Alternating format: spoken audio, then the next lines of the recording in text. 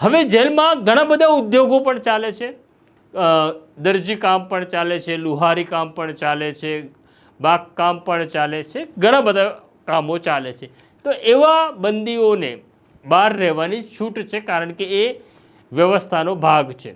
જેલો જે કંઈ ચાલે છે આ દરેક જેલમાં લગભગ 60% જેલની કાયદો વ્યવસ્થાની તમામ જવાબદારી ખુદ કેદી ઉપાડે છે.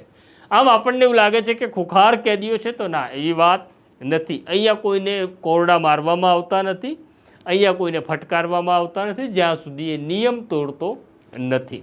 12 વાગે કેદીને બંધ કરી દેવામાં આવે, પછી પાછા 3 વાગે બંદી ખુલે છે, એટલે કેદી પાછા બહાર આવી શકે. આ દરમિયાન તે અલગ અલગ ગેમ્સ પણ ચાલતી હોય છે. ક્રિકેટ ચાલે છે, વોલીબોલ ચાલે છે, ટેનિસ ચાલે છે. તો આ પ્રકારની રમત ત્યાં જે કંઈ જેલમાં અવેલેબલ ગેમ્સ છે એ રમી શકે છે. સાંજનું ભોજન એમને 5 વાગે મળી જાય છે.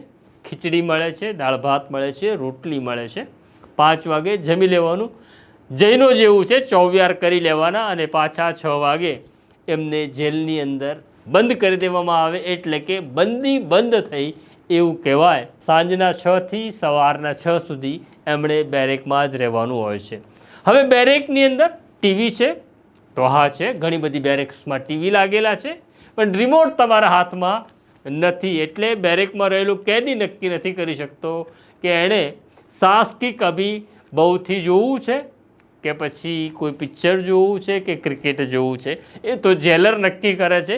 જેલરની રૂમમાં એક રિમોટ હોય છે, અને એમણે નક્કી કરવાનું, કારણ કે કેદીએ કઈ ચેનલ જોવી સારી છે અને કઈ ચેનલ ન જોવી જોઈએ, એ બધા જ નિર્ણય જેલર કરતા હોય છે.